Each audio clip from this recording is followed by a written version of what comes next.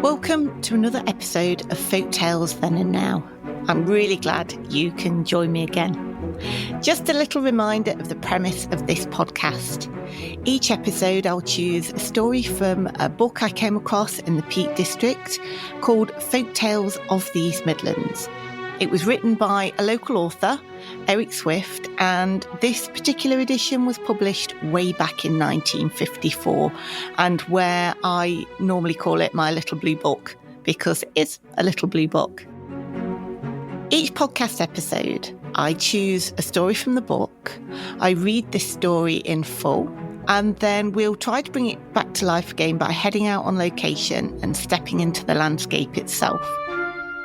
We visit wherever the story's set, and we delve into the folklore behind the story and maybe look into the folklore of traditions and beliefs today as well. And we ask the questions, do these legends still survive today? Are they still remembered in local traditions in the community and the way people still talk about their local past? Or have they disappeared completely and really only live on in collections such as these? Coming up in this episode, this churchyard is actually really big. All I can say is, looking at some of the very ancient grave stones and headstones, so I'm glad we've not decided to do this at night. It could be really spooky. I'd want to do this in the dark. It's creepy enough in the daytime. Exactly. This is 11 o'clock in the morning we're doing this. The story in this episode is called A Bag of Nuts and takes us to the county of Derbyshire, specifically the rugged and stunningly beautiful Peak District. Interestingly enough, this tale unfolds not all that far from the bookshop I found this book in. The bookshop is called Scarthins and is in a village called Cromford. And after listening to the tale, we're taking a hike. Literally, every part of the Peak District is steeped in secrets and legends and some of the most amazing ancient woodland around.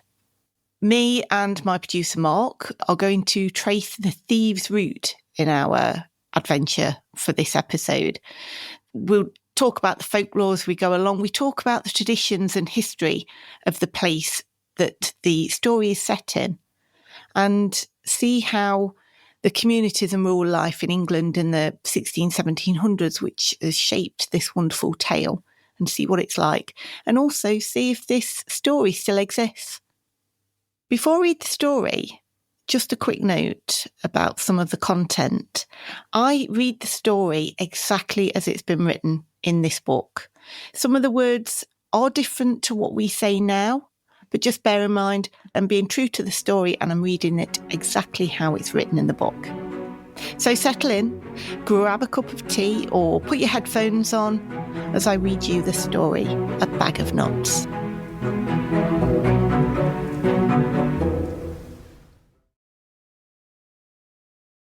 A Bag of Nuts. There was once two thieves who lived in Carver. Like all sensible thieves, they did not steal in their own village, where everyone knew them, but went abroad and sought adventure elsewhere. It happened one evening in the late autumn that our two thieves went to Baslow to try to steal a sheep. The elder thief, whose name was Bob, was an experienced fellow and knew what to do, where to go and how to get his booty home quietly and without being noticed. The younger thief, who was a sort of apprentice to the trade, helped his master all he could and did as he was told. These two had stolen a bag of nuts in Kerber, but were keeping them to eat during the night, for you get hungry when stealing and need something to eat and keep your spirits up.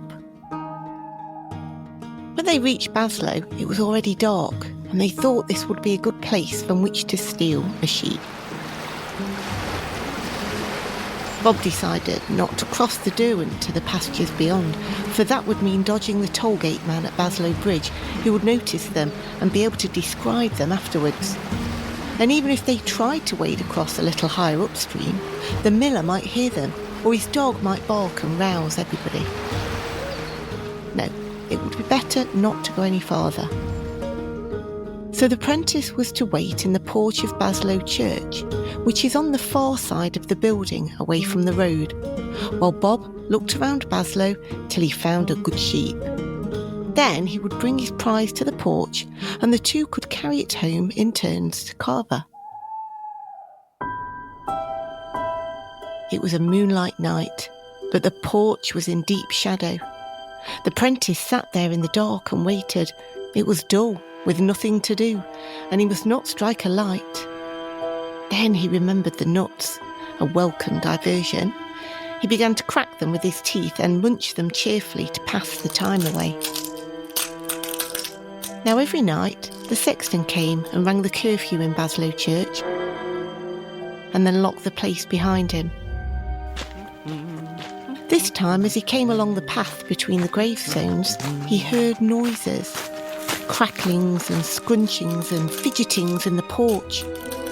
At once he thought of all the dreadful stories he had heard, how the devil collected souls of the wicked from their graves, how the living had been snatched away in the midst of their sins, how better men than he had met the devil in that very churchyard on Hallows Eve and had never been the same men after. He stood by the yew tree on the churchyard path and listened to the strange noises from the porch. He had not the courage. He would fetch the parson. So he went across the churchyard and through the gate to the parson's house. He knocked anxiously on the door and the old parson came limping out, for he suffered with gout and walking was getting more and more difficult for him. "Oh, parson, the devil is in the church porch and I daren't go in and ring the curfew. Do come with me, he can't hurt you, sir. If you come with me, all will be well." Although the parson did not wish to turn out in the dark of a cold night, he felt that this was a challenge to his priestly office. But he could hardly walk for gout. It was torture to put his feet on the ground, and the damp night air was bad for him. But the sexton, who felt much braver now, overrode this objection at once. He would carry his master on his back. The parson could ride him like a faithful horse. If only he showed himself at the porch door, the devil would be scared away. So the sexton took the gouty parson on his shoulders and struggled back along the churchyard path towards the porch. Meanwhile, the apprentice thief who had finished the nuts sat waiting for his master to return with the sheep. At last the moonlight brightened a little, and he saw a man coming along the path, bent beneath a load on his back.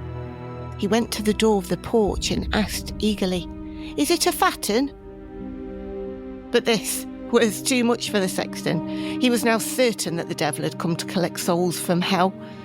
Trembling with terror, he dropped the unfortunate parson, crying, "Aye, you can take him if you like," and scurried straight across the churchyard and over the wall, never stopping for a moment, running through Baslow till he came to his cottage door, where he bolted himself inside. The poor parson, in spite of his years and his gout, managed to scramble back to his house and into the warmth and light where safety awaited him. When the master thief returned an hour later with a small, plump sheep, the two thieves made their way quietly back to Carver, well pleased with a good evening's work.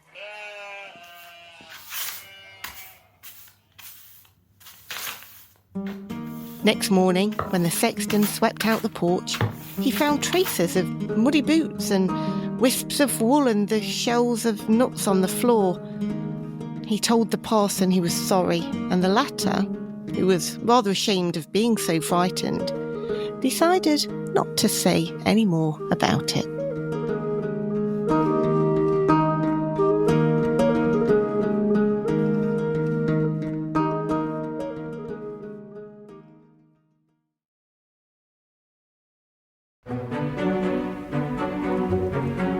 thank you for listening to that. And don't forget, we'll be visiting the villages of Carver, Kerber and Baslow later on in the episode.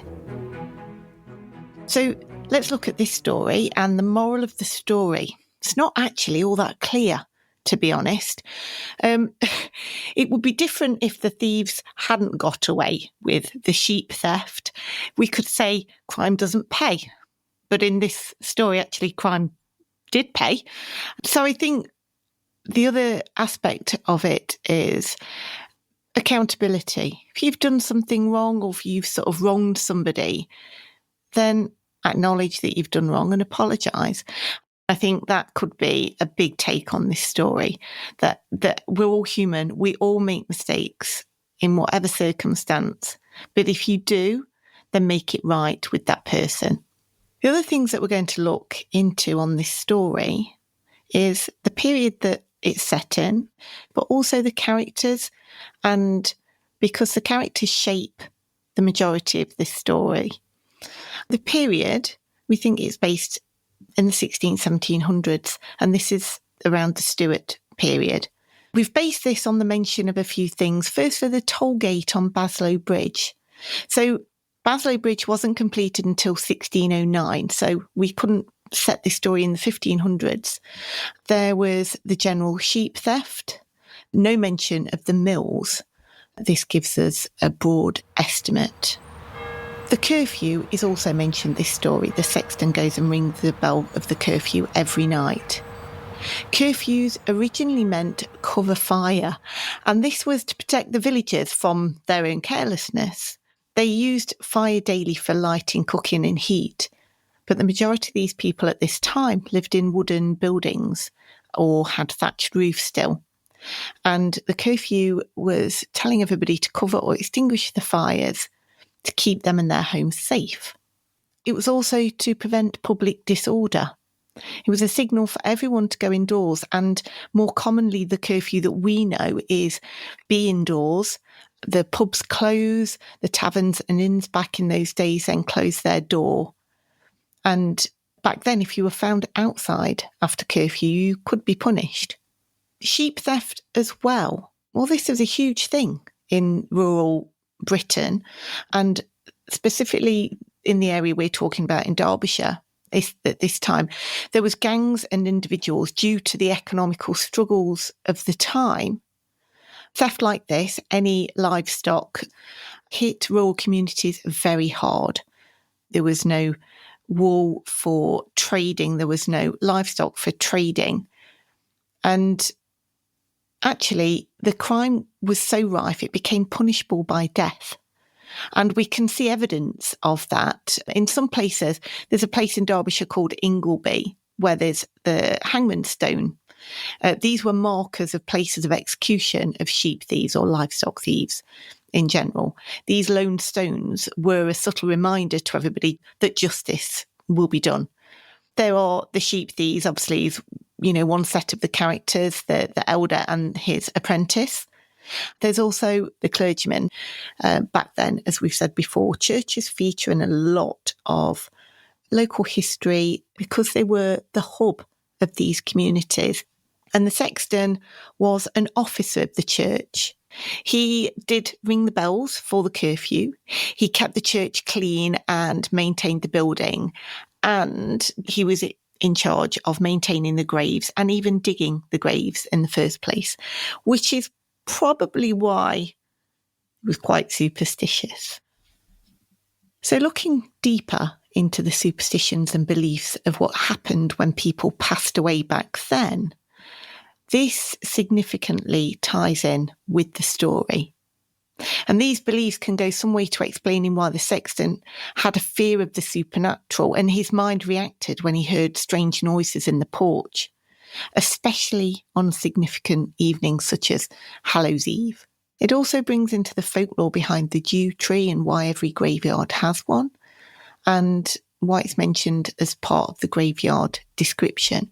So in the 1600s, rural Britain, their belief in witchcraft was strong. Communities were isolated and they relied on farming and interpreted misfortune, such as illness and things like that, poor crops. They considered that the work of witches, and it was more physical rather than supernatural. Whereas the belief of ghosts was rooted still quite heavily in religious beliefs, and that specifically of purgatory. However, as we know, religious beliefs and folklore beliefs are entwined, and they, over centuries, have lived side by side. And especially from the medieval eye, this rural landscape at this very active period in time. So let me just go back to the period of time that this story is set in, because it's quite interesting. We hear a lot about the Tudor era, but at the end of the Tudor era, there was huge shifts in history. The Reformation was still going on. The Industrial Revolution, from corn mills to cotton mills, brought in massive changes to the economy and the lifestyle of the villagers and their inhabitants. And finally, in 1655 to 56, there was the plague. And we'll touch on that a little bit later. So ghosts today, the belief in ghosts today, we actually feel more aligned with the witches and folklore and around the dead, not necessarily alongside this religious belief. The belief is that because we're human and nobody really lives a pure, sinless life, they enter purgatory. And in a nutshell, purgatory is a place where those who have sinned, they walk between heaven and hell for a while. And depending on the severity of the sin before passing to one realm or another, this journey is usually benign and can be expedited by the living by saying prayers and masses. So if you hadn't sinned very much, the odd little white lie here and there, then a few prayers and maybe a mass would help you very quickly into one realm or another, and usually and hopefully heaven.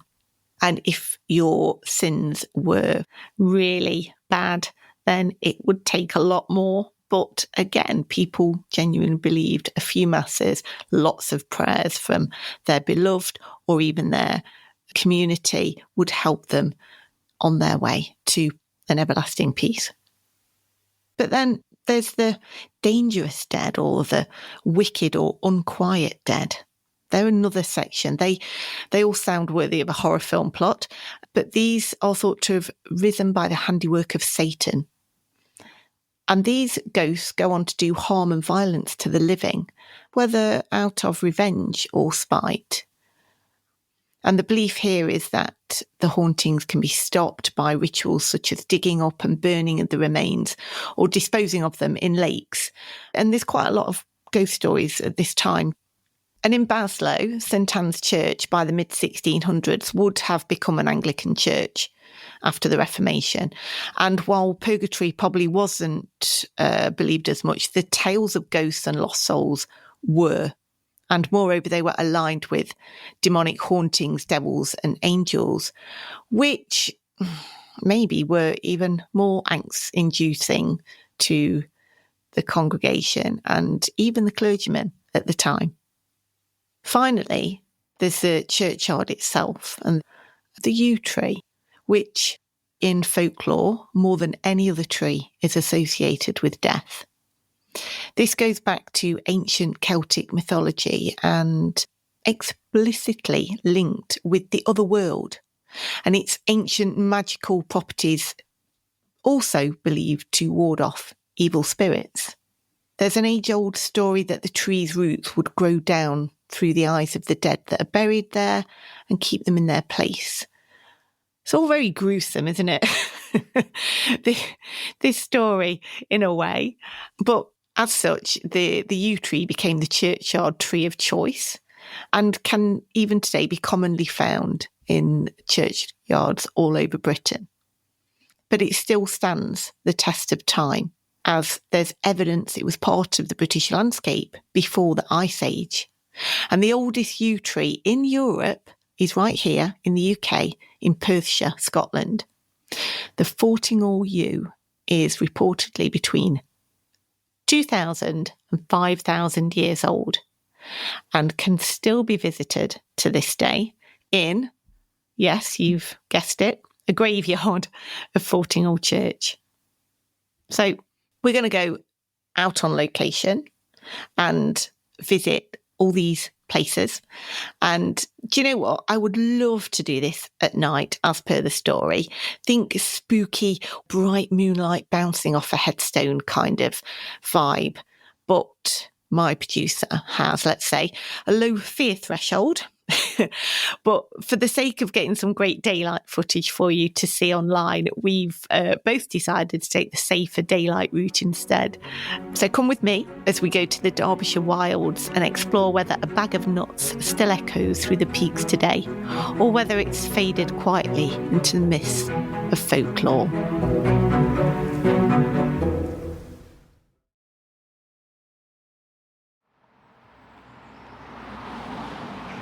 So, we're in Carver, and this is the start of our outdoor location recordings. What 3 words? We're going to introduce this on our locations now, so we can tell you exactly where we are. Okay, Carver in Derbyshire, and the what 3 words is durations, clips, conspired. So if you've got the what 3 words app, then you can pinpoint it. You can also pinpoint it on Google. We'll put all this on the social media posts as well and on the blog. We're in the Peak District National Park. We're near Chatsworth House, and we are not that far from Bakewell, home of the famous Bakewell pudding. So part of the story and part of the premise of the podcast is to look at the landscape of the story then and now. Then it would be very rural. There was a cotton mill on the Derwent built in the 1770s, and that transformed the villages. The Derwent flooded in 1799, and the cotton mill was rebuilt. But also with that and the addition of lead mining nearby, it brought an era of industrial prosperity. What's it like now? I mean, I'm stood in a beautiful field on the banks of the Derwent. I'm in the village of Carver still, and I'm looking across to a static caravan site which looks pretty. There's actually chickens in that field and there's sheep surrounding me. But now what does Carver look like? There's walking trails in this village going through the Peak District National Park, and there's lots of cafes, the craft centre, pubs. The mill itself is now a beautiful block of flats, which is private, and I have taken some video and a few pictures that will go on the blog, so you can have a look for yourself or visit, even better. Little known fact I didn't know, but Carver Mill was also a film location for the TV series of Cold It. Right, so if I'm right, and if I'm wrong, you'll correct me, I'm sure. Are we going to Kerber next? Is that next on the route? Yes, yeah, absolutely. This footpath over here.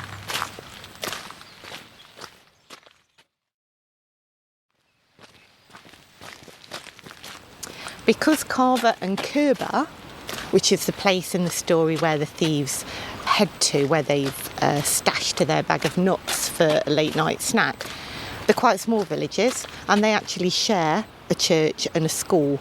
So within literally a 15-minute walk, you're actually already in Kerber itself.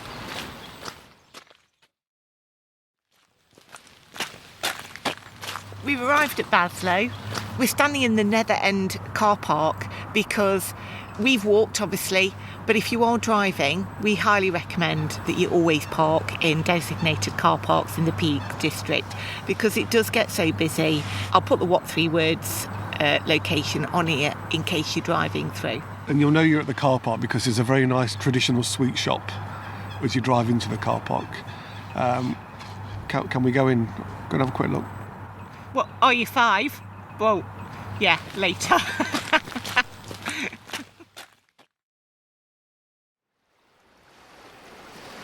Baslow again was very similar to Carver in the fact that it was a riverside hamlet with scattered dwellings here and there, very rural.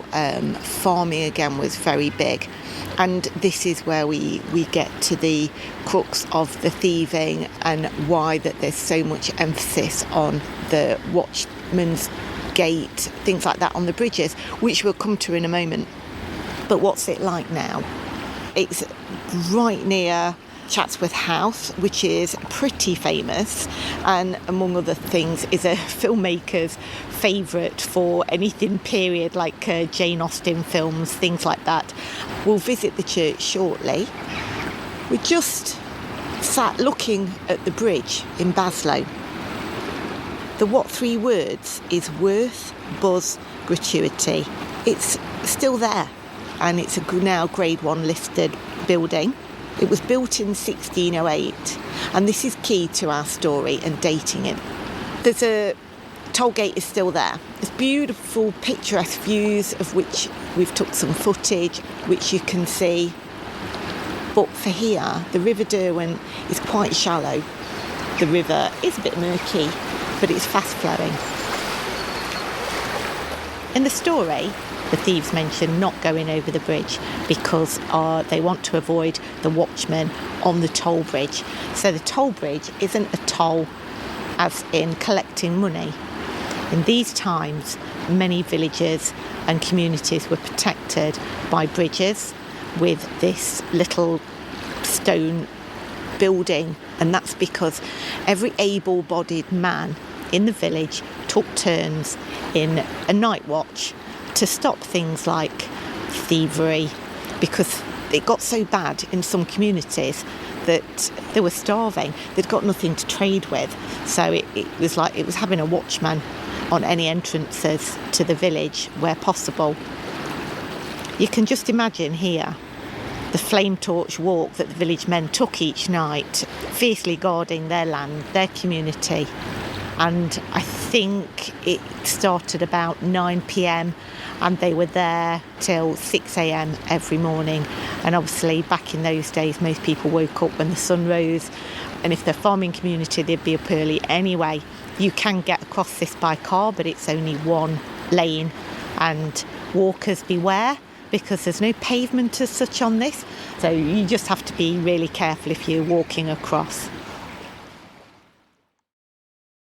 So we mentioned the yew tree when we were discussing the folklore aspect of the story. And now we've got to St Anne's Church in Baslow, which again is featured in the story. And yes, parts of this will have existed when the story was written, because some of the church dates back to the 1200s. But there's yew topiary, I would say. They're kind of coned bushes, but there is a heck of a lot of them. They obviously didn't want anybody escaping out of this.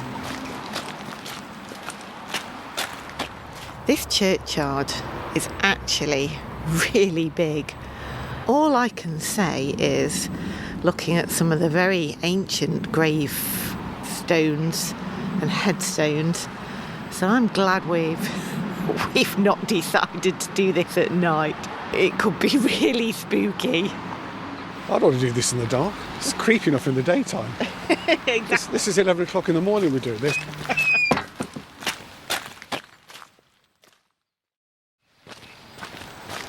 St Anne's Church in Baslow, mirror revealing parkland. That is the what three words location. We've approached the church from the east, and we've walked through a big part of the graveyard, which is quite extensive. It's really pretty, lovely sense of calm, and you can just in the background hear the River Derwent. We're approaching the actual porch where the apprentice was hiding. It's quite good actually, because if you're coming from the Lynchgate entrance, you would not see the porch entrance. And actually, if somebody was just sitting inside the church, like right inside, you wouldn't see anybody. And especially if it was dark I can quite understand how the sexton became quite spooked. It's really, really delightful to see, actually, this still open. You could probably hear the change in the voice, actually. I'm just inside the porch. There's a huge arched doorway, sat nicely out the wind. And as you look out from the porch, you can see a small path going, I would say, I've tried researching the parsonage, and the only thing I can see here is the old vicarage. But it's certainly, as part of the story goes, I could see the sexton spooking out, hurrying down that pathway, past a small yew tree, but there's a big yew tree on that path. And it would make sense that the parson lives on the grounds and quite close to the church itself. Yeah, it's absolutely fascinating to be here. Right, let's head back. The bells. Oh, yeah. It reminds me, these bells, some of them date back to the 1500s. So actually, they'll have been in existence when the folktale was set. So are we heading back now? What are we doing? Where are we going? Yeah, because it's a circular walk, we've now got to make our way back to Carver, and we're going along the River Derwent to the finish point. The sky's getting darker too, the wind's got up, but that sombre skyline's kind of reminded me about something. During this time our tale was set, the plague was marching itself across the UK from London northwards. And the villagers of Eyam, that are less than 2 miles from Carver, decided that in order for it to prevent it spreading further north, they'd isolate themselves, making a huge sacrifice because of the number of people that passed away in that village during the time. But if it wasn't for their bravery and sacrifice, then these surrounding villages, and beyond really, might not be the thriving places that we see today. Now we're back in the relatively unhaunted comfort of the studio. I realise that throughout our exploration, there's no evidence of a bag of nuts, the folktale that is, in existence today. And that's sometimes how it goes. And why, thankfully, folktales will always live on in book collections such as this one by Eric Swift, and in digital content on the internet. We'll be visiting Derbyshire again in future episodes, and I hope that you've enjoyed this one, and I hope I've inspired you to find out more about your own local myths, legend and history, or just inspired you to get outside and enjoy the countryside. And while you're there, just maybe imagine what it would have looked like centuries ago. Don't forget to visit our online social media pages where you'll find much, much more information. I've even uploaded the actual route we hiked should you want to try it yourself. And then finally, does your area, where you live, wherever in the world, do you have any similar tales? If so, feel free to share your story via the comments, because we'd really like to hear about that. So until the next time and the next story, thank you for listening. Folktales Then and Now is researched, written and presented by me, Vanessa Burrows. Sound design, production and editing by Mark Burrows. All content is my own unless otherwise identified and credited.